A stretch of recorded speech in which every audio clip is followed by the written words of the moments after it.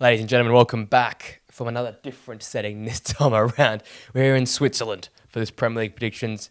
Premier League predictions for match week 18. We are one away from the halfway point. Boxing Day fixtures as well. A lot to be excited about. Premier League football basically every third day now. So prediction videos will dominate the channel. This is one of the last, or potentially the last, video for PlayerZone Footmas. I've missed a few days there. I was very ill at the start of December, but thank you guys for joining me on the journey. Big views, average views. I tried something different, so appreciate you guys joining me along the journey. With these predictions here, I need to bounce back because last week we only added 3 prediction points. If you're new to the channel, want to know how the point system actually works, 3 points for the correct scoreline, 1 point for the correct result, and obviously 0 points for neither.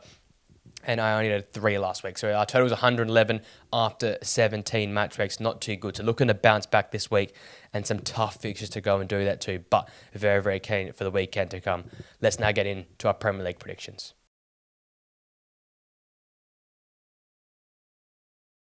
Our first game is in Manchester. City host Everton in what is actually going to be a blockbuster game. City obviously coming off the back of that 2-1 loss to Aston Villa. 1 win now over the last month or so. I think it's 12 games now in all competition, only 1 win. The head loss of the players, the lack of confidence that's seen in Pep Guardiola, it is all mounding up right now. It's a lot to really handle for just football fans, Man City fans, for the players. It seems so strange that a Pep Guardiola Man City-led side can go and do this. I wouldn't dream this would happen in the next 5 or 6 years, but it's happening right now. So a lot to be fixed up. And I feel like in this game here, it's down to that midfield. To look to bypass Everton low block, you need like Bernardo Silva, Kevin De Bruyne, Phil Foden, Jack Grealish at their tip-top best. They haven't been at it so far this season. Phil Foden looks like he's warming up into the season, slow but surely. A goal late on last time out. Grealish had moments versus Aston Villa, but all in all, they've been very, very poor in the final third. So looking at those types of players to stand up in this game and be the difference maker. And this one here versus the Everton low block. They come off the back of a hard-fought 0-0 versus Chelsea. Again, that Dyche identity is back. 4 0-0 draws in the last 6 games. It's a familiar story. They are wanting ball fest. They are, planning to create a ball fest and to get a 0-0 versus a side like Chelsea, who score goals for fun, have some of the best creative players in the league. Goes to show how well Everton are playing right now. They are playing their system to a T. And yet again, it's Tarkowski and it's Branthwaite at the back for me are going to be the key players. Decore in front of them, Drissegana Gay in front of them. As I said last time, that box, that 4, they're so, so important. Keep it compact, keeping it simple, and not allowing many chances for Man City to get in behind the back line. And ability to be clinical in the break. I wrote that down. That's a key point for Everton because they've struggled to score goals in recent weeks. I think it's only 3 goals in the last 5 games. So goals are hard to come by. But with how vulnerable Man City are and how many numbers they'll throw forward, the desperation they'll have to win this game, there is a chance Everton go nick a goal and win this game 1 or 2 goals to nil. So look to that break and look to the importance of Iliman Ndiaye and Dwight McNeil on the counter to try and make the most for Everton here. With that being said, I'm going to back in Man City. I backed them in the whole way through this dry spell, but they cannot lose to Everton. I've gone with a 1-0 hard-fought Man City win in this game here. Erling Haaland, a late goal for me to get the winner. The next game takes us down to the south coast. It's Bournemouth playing Crystal Palace. Obviously, Bournemouth come off another fantastic, memorable 3-0 win at Old Trafford. Back-to-back wins now in the last 2 years of those 3-0 results. It puts them in the top 5. They've got 11 goals in their last 5 games. And they are one of the in-form sides in the Premier League, unbeaten in their last 5 games. And for me, it's the work of the centre-back partnership yet again. Ilya Zabani and Huijsen at the back. It's becoming foundational, those at the back. They build from there, the football goes from there, and they're contributing. Huijsen again, finding the back of the net. That's 2 goals in the last 3 games, I believe, in the Premier League. So he's standing up for the side. It's a young centre-back pairing, but they're showing their quality now, breaking their game up. Didn't allow Manchester United any chances, whether it be on the break or whether it be in possession of the football. They kept it very, very compact back there.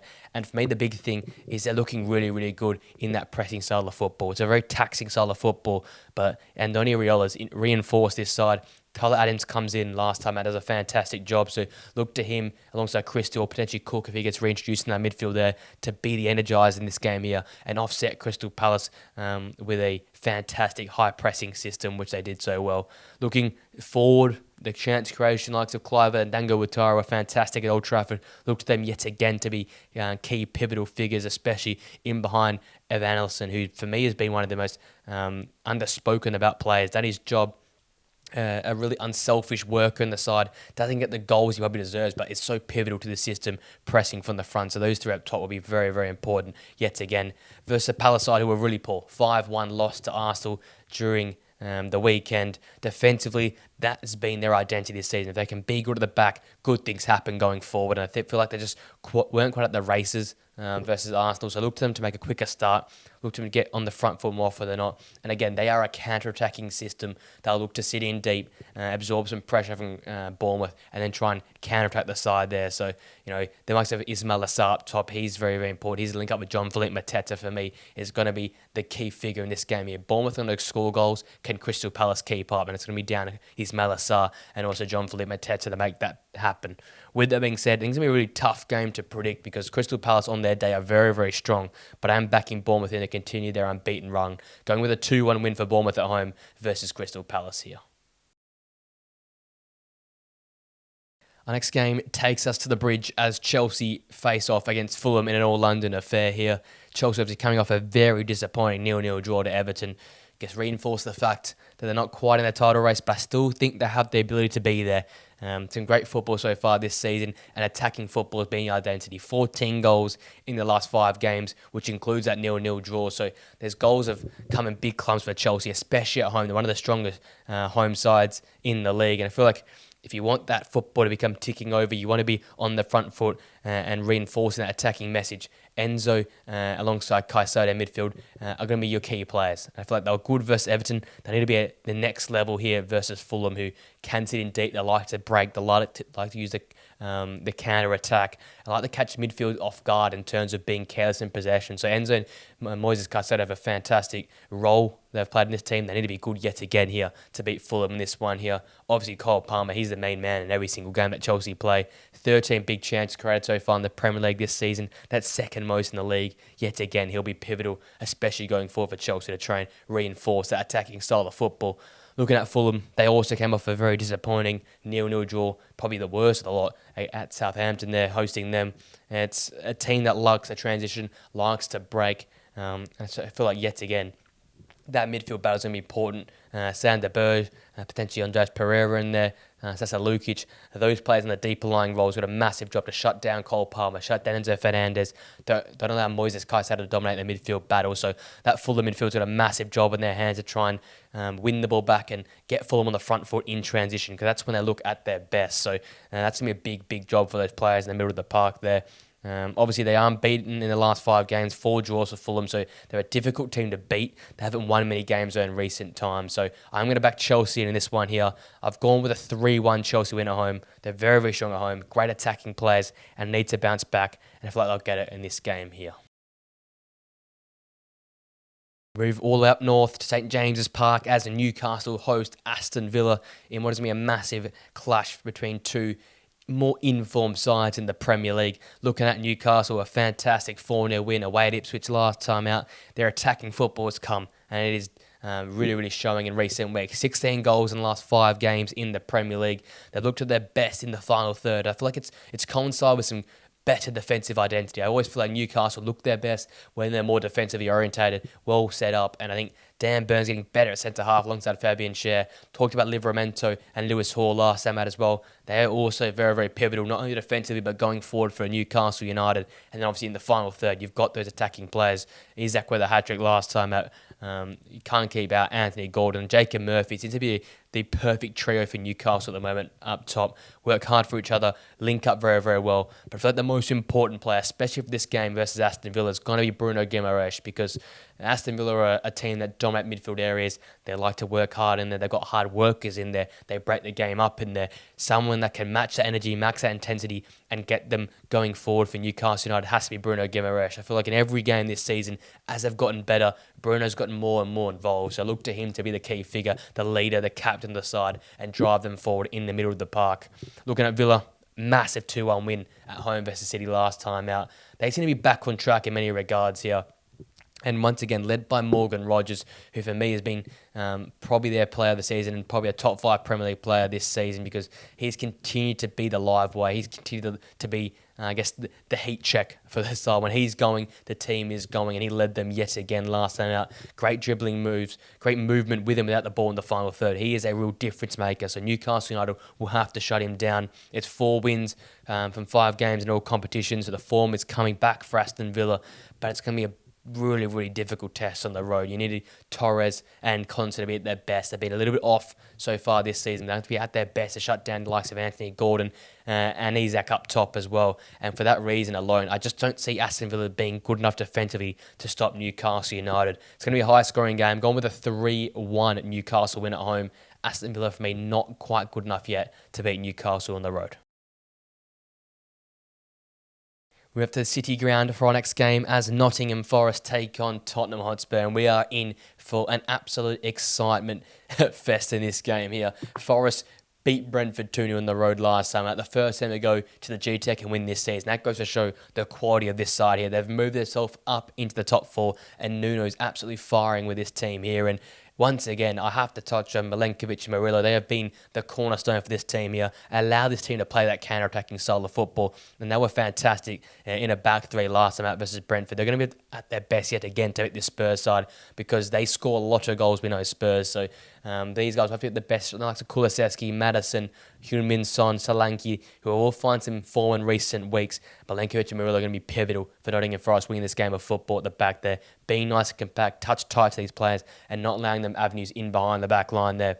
Going forward, Hudson-Odoi and Anthony Elanga once again have been so important for a long period of time now for Nottingham Forest, and will have to be yet again this one here. Again, Spurs commit numbers forward. They're very leaky at the back. These quicker players that are more incisive, very direct runners like Elanga and Hudson-Odoi have the ability to tear this game apart for Nottingham Forest. So those two are going to have to be massive yet again and be the backbone of the attacking performance for Nottingham Forest. Looking at Spurs, humbled last time out 6-3 to Liverpool. There was moments in that game and passage you saw what Spurs are all about, but defensively it's all over the place. They've scored 16 goals in their last 5 games, one of the highest scoring teams in the competition, one of the greater goal differences in the competition, but they just concede way too many goals. They concede goals in clumps. It was really, really poor the way they put up that performance versus Liverpool. And defensive issues is there, and it needs to be resolved, but it's not being resolved. And you look back at the last 5 fixtures, 2 wins, a draw, and 2 losses. That sums up Spurs. Just hit or miss. What Spurs will turn up on the day is what sort of performance you'll get, because there's no consistency, there's no continuity, there's no defensive structure at the club. And I feel like it's partly down to Ange, but partly down to the players as well. Basuma came in and was awful in the midfield area. Has to be much better alongside Papsar. I feel like these guys are the leaders, because it's a very, very makeshift back line, filling keeper and Forster. You've got Archie Gray playing centre half. A lot of players out of position. So the 2 experienced heads, Papsar alongside Basuma as well, have to be much better in that midfield there, because the Nottingham Forest midfield will eat them to pieces if they're slightly slow or slightly not at the races in this one here. With that being said, I'm backing Forest in. They're in fantastic form. They're playing at home. They've got goals in their game. Spurs are too leaky at the back. It's a 4-2 Nottingham Forest win for me. I just think there's too much talent in this Nottingham Forest side at this current point in time. Our next game takes us down to the South Coast yet again. It's Southampton taking on West Ham. It must be a very difficult game to predict, because Southampton come off the back of that 0-0 impressive draw at Fulham last time out. Obviously, Ivan Juric now joins the side as the head coach, and a bit more pragmatic style of football. You'll like to see less mistakes from Southampton playing out from the back, something that was so apparent with Russell Martin at the club. So positives there. I think the last game was positive that they weren't making mistakes. They were sure enough at the back defensively, and when any chance creation and goals have been hard to come by this season, but if they can shore up defensively, good things are bound to happen if this team going forward this season, even if they do not stay up in the Premier League. It's going to be a bit more of a positive outlook for Southampton here. Obviously, only 2 goals in the last 5 games, so that's not going to be the problem, but Going defensive, I think that's the identity for me you need to focus on. Harwood Bellis for me alongside Jan Bednarek, they're going to be pivotal yet again. Keep West Ham at bay. Shore yourself up defensively if you're Southampton. And I think if you can get at West Ham on the break, even a longer spells of possession, you might have an avenue to try and win this game of football. So I think it's built from the back, and from there, all the good things happen for Southampton for me. Looking at West Ham, another improvement in their 1-1 draw at home versus Brighton. Again, more no-nonsense type football, very Lopetegui-like, and it was positive to see for West Ham. They're building something now all of a sudden under Lopetegui. Again, it's not the most attacking, front-footed, easy in the eye style of football, but this is what you pay for with Lopetegui. There'll be some slow, subtle improvements. There'll be moments in games you feel like you're on top, but it's not domination and total control. But the improvements being there, they started very, very poorly. I was very harsh on them, but they're slowly starting to get a bit of form under their legs, a bit of confidence, and it's a good sign to see for West Ham fans. I feel like, for me, the importance in this game in particular against the Southampton side that have got the new manager bounce, come off the back of one of their first points they've got in a long time, is to keep on the front foot. So who's going to help outside of Jared Bowen? Can it be Mohamed Kudus again? Can Lucas Paquetá lift and rise to the occasion? Can Nicholas Fulkwood get involved with a few goals in this one here? That's going to be important. Who else can help and be that spark up top for me? For me, it's going to be sometimes I have to sit in back and sit in deep and sit in nice and compact defensively, absorb some pressure and get on the counter-attack if you're West Ham, because Southampton are normally a bit of a possession-based side. For West Ham, it's all about just getting the result in this one here. Do I see it happening, though? I do not. I'm going with a 1-1 draw for these two sides here. Both teams don't quite have the edge at this current point in time to get the win for me. Our next game takes to the Molineux as Wolves host Manchester United.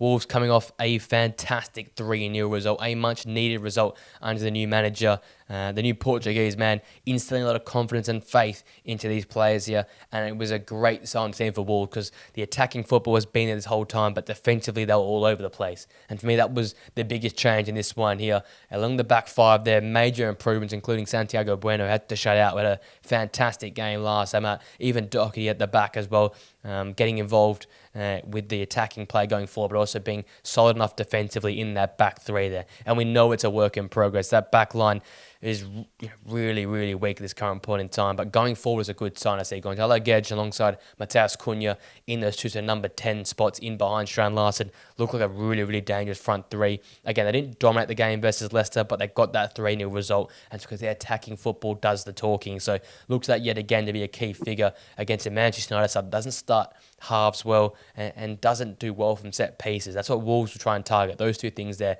Come at each half, starting the fast of the two sides, and also try and target those set pieces because Manchester United have been awful at both of them. Looking at United, a very disappointing, pathetic type performance in a 3-0 loss to Bournemouth. Again, this is on the players. Lack of conviction, some of the forward passages, really poor defending set pieces, and once again, defensive solidity is really, really poor. I think it's 16 goals conceded since Ruben Amorim's taken in charge. Goals have been not much of a problem. Goals have come much easier for the side, but defensively, a little bit all over the place. And I feel like for me, it's going to have to start in the midfield. Manuel Ugarte alongside Kobbie Mainoo were really poor last time out versus Bournemouth, but they're much better versus Man City. You can tell the difference in the side and the way they play their football. So look to make a big step up in this game here, try and win that midfield battle and get United on the front foot and keep United on the front foot with the defensive covering off as well. I think Rasmus Haaland has to start this game here. Josh Mazurski was a little bit off. Going forward, looks like Amad Diallo and Bruno Fernandes the only players delivering right now. You need someone else to go help, and that's what Rasmus Haaland can provide. So look to Rasmus Haaland to lead the line and be a bit of a difference maker in this game here as a big target up top. With that being said, my prediction, I'm going with a 2-2 draw with between these two sides here. Similar game to the game that happened in the return leg last year. Back and forth type affair, but in the end, I think both sides settle for a draw in this one here. Move to Anfield for our next game as Liverpool take on Leicester. The top of the table, dominant Liverpool, backing off that 6-3 dominant display at the Tottenham Hotspur Stadium. It's 14 goals in the last 5 games for Liverpool, but they've only kept 1 clean sheet in that time. So that's a little bit of an area of weakness. That's a way you can get at Liverpool at this current point in time. They're not so sure up defensively. And Mohamed Salah continues being the boss that he is. 15 plus goals, 10 plus assists, the first time a player's done that by Christmas in the Premier League's history. He is having a history-breaking season in many regards here, and he is the man right now for Liverpool. Going forward, they are unstoppable. There's goals in their game. Mohamed Salah is central to that. Equally important as well, I think for me, is Dominic Szoboszlai. Had a poor second half to the season last year. This season's been fantastic. In that number 10 role, is so important for Liverpool's pressing and keeping teams penned in, but also his creativity in the ball has improved. His passing array, his passing accuracy has improved this season as well. And that's a great sign for Liverpool fans, and he's been so important for keeping Liverpool dominating games of football. Looking at Leicester, a 3-0 loss at the hands of Wolves last time out. Quite a poor performance. It's been a rough couple of weeks for Leicester City. Once again, lacking conviction, lacking quality in the final third. And I think in this game here, it's going to have to be a magic-type performance from Jamie Vardy for them to have any sort of chance, because the forward play is just not good enough at this current point in time. It took an El Canouse masterpiece a few weeks ago to get a result.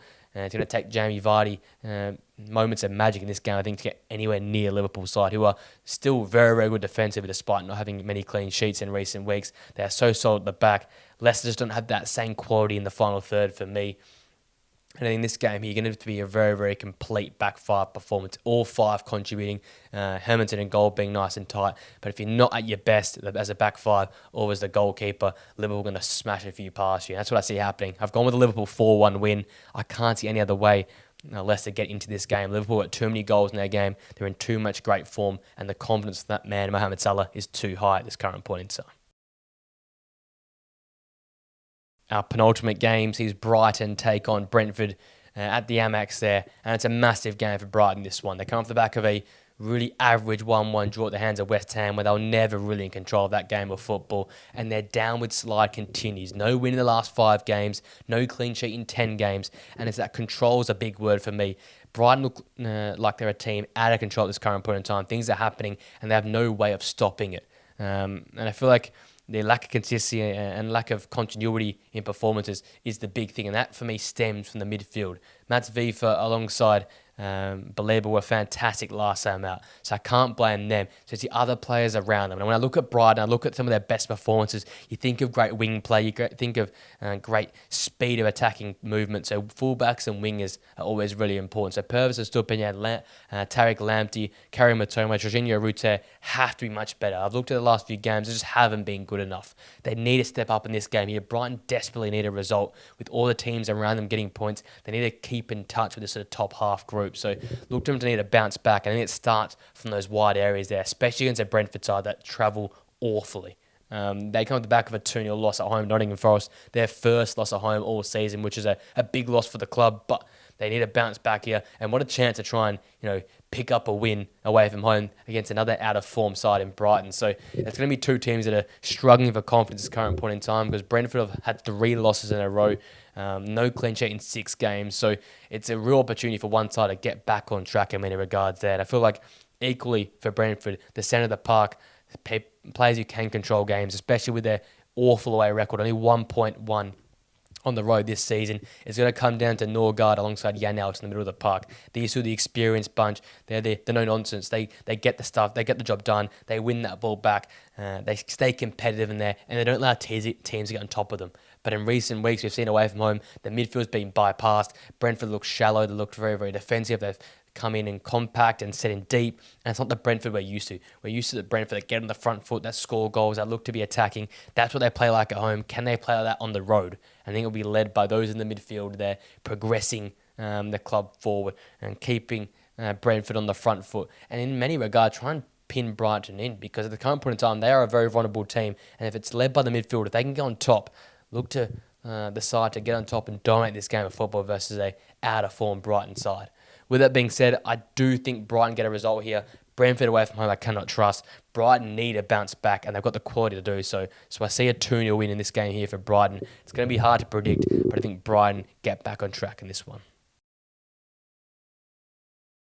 That brings us to our final game as Arsenal host Ipswich at the Emirates. Obviously, Arsenal coming off a fantastic 5-1 win at home. Away from home against Crystal Palace. It continues a great run of form. 12 goals in the last 5 games. They're the 3rd ranked team at home this season.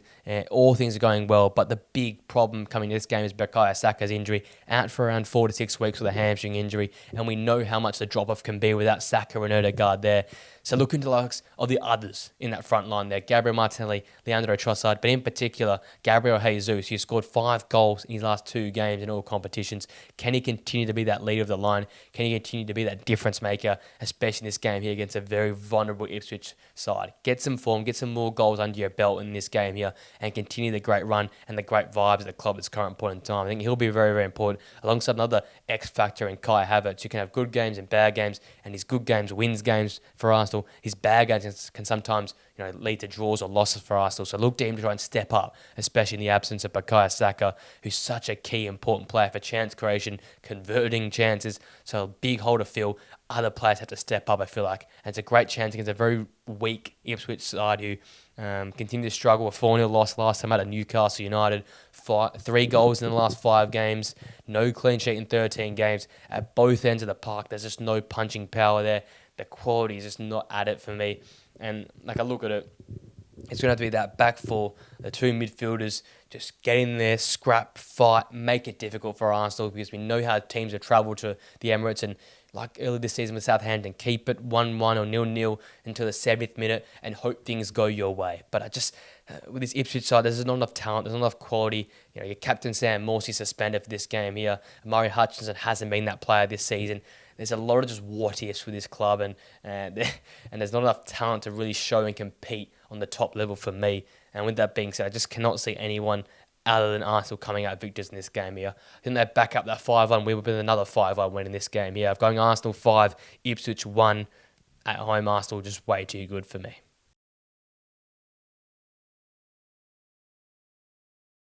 With that being said, ladies and gents, that brings this prediction video to an end. Let me know your thoughts in the comment section down below. How do you see some of these games going? What is your game from the weekend? And who's some of your key players that come from these Boxing Day fixtures? And with that being said, guys, I hope you have a Merry Christmas and a great New Year. Enjoy this festive football action as it continues to tick over here in the Premier League. And I'll see you guys in the video very, very soon. Till next time, guys. See you later.